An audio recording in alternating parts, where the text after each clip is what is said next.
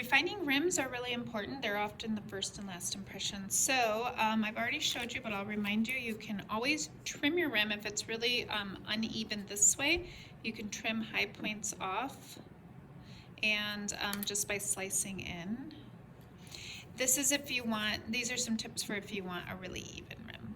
Okay, so slice it so it's nice and even this way. And then the thing that we don't often think about is also making it even this way. So if it's thin in a spot and thick in a spot, how can we make it look even? So you may have to thin up some areas. You may have to get a little moisture on your finger, a little water, and start to smooth out. You can push clay down. You can pull clay off. You can also compress the rim so that this all looks the same shape, so the same width. That can really help when you're trying to get a nice even rim. The other thing you can also consider with rims is maybe you don't want it to be thick like this, and so yeah, feel free to pinch it thinner. Maybe you were inspired by a flower petal or something else. If your clay is still in the plastic state, you know, you can wave it, you can manipulate that clay into anything you want, but it can be really thin. So this clay is getting pretty paper thin, and that's fine if that's what you want. If you're gonna leave it thick, let's make sure that it looks even in terms of how wide your walls are.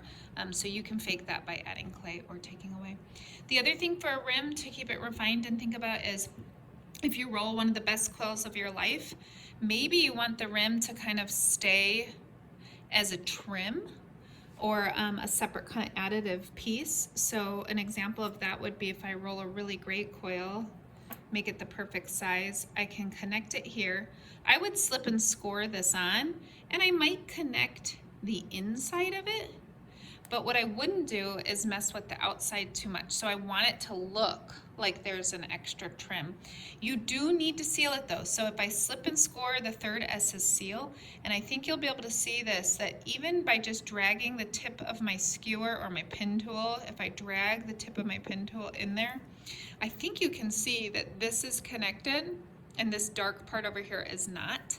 You'll see it in person, that just by swiping it, I am actually sealing it without smushing and making it look like it's blended in. So another option for rims is to leave a very defined rim on it, and this could stay, you know, really pristine, or maybe you come back and it has some kind of a cool texture, or I don't know, some kind of a pattern on it.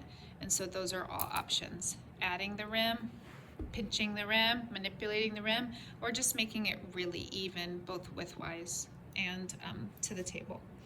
All right, in terms of details, this is important when you go to make any sort of details. Let's say I'm going to be making like a leaf shape or something. I want you to really elevate the level of detail work. And what that means is it's pretty amateur to do what I call cookie cutter shapes. So I can flatten out a piece of clay, and then I can use some kind of a cutting tool and cut the shape out, and then I just put it on and I'm done. But it looks really chunky. This is really thick and kind of square and chunky. So I would avoid cookie cutter shapes, and what that means is you take the next step to take that shape and pinch it. In this case, right, I want to pinch the edge thin.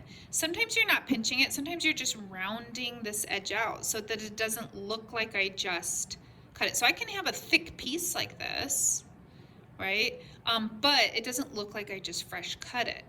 It actually looks like I've sculpted it. And same thing here, if it's thin, like the edge of a flower, petal, or a leaf would be, it looks more sculpted. So think about manipulating your clay and dealing with your edges. Don't just cut it and forget it. Put it on there in a way where it looks like you've spent time.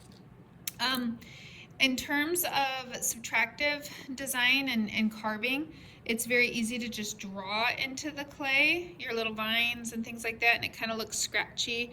I would suggest you think about dragging rather than drawing. So instead of holding this like a pencil, if I hold it kind of flat like this and I drag it in, you'll find that a lot of times you get a cleaner detailed line than if you just draw in the clay. So that's a little subtle technique thing you could try.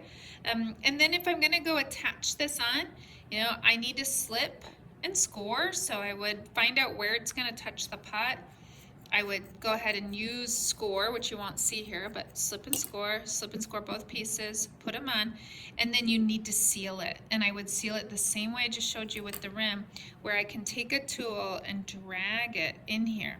It's subtle, but man, it really makes a difference. So let's make sure that you're sealing wherever you can.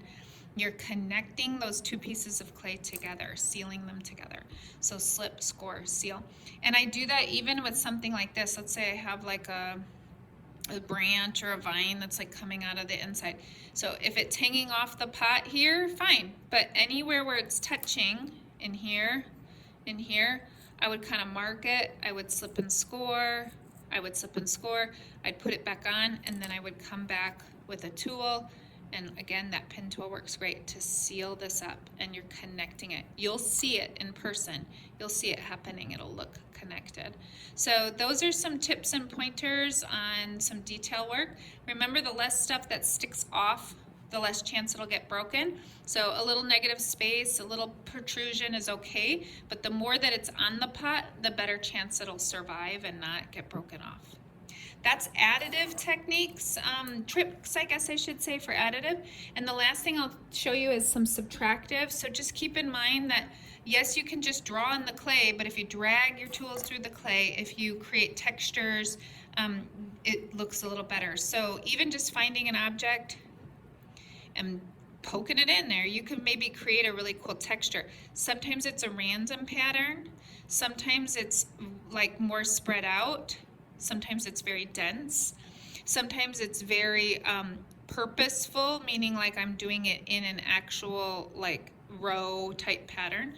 And then experiment with tools that you have from school and ones that you can make at home. Even just by pressing into the clay, I can create textures. I can create patterns. You'd be surprised at how just turning a tool around can make it create a different kind of a effect.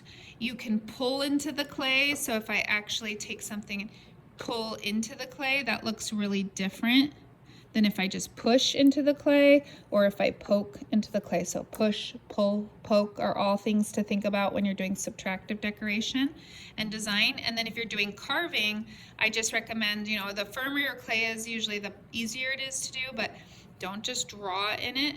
Think about dragging tools through it. You get a cleaner line. And think about using different tools. This one will actually peel. This is a ribbon tool that we made. It peels ribbons of clay up. And so it leaves a little bit of a cleaner carving than when you're just dragging something through it. So I hope that that's enough to get you started on refining rims, slip, scoring, sealing, additive decoration, and thinking about how you can use different tools in different ways for subtractive textures, imprinted textures, and carved detail.